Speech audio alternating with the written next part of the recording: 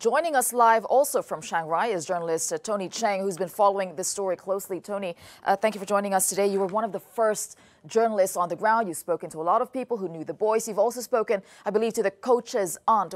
What did she have to say? She was naturally very, very happy that he's out, that he's safe. She hasn't yet spoken to him. He's in the hospital. She thinks she'll be able to speak to him in the next couple of days. She was in Chiang Rai last night. She came back home here to Mesai, uh, where she lives close to these caves. But she was enormously relieved. She said the parents were enormously relieved. She told us of the ordeal that they'd all gone through. We had spoken to her on the Tuesday after they disappeared, 4 days after they disappeared. And all of the parents there were huddled together. The weather conditions were atrocious.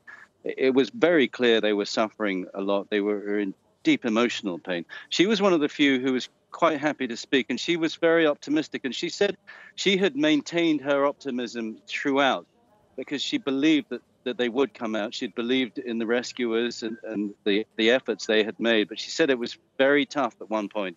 At about 7 or 8 days in, some of the parents really were beginning to lose hope.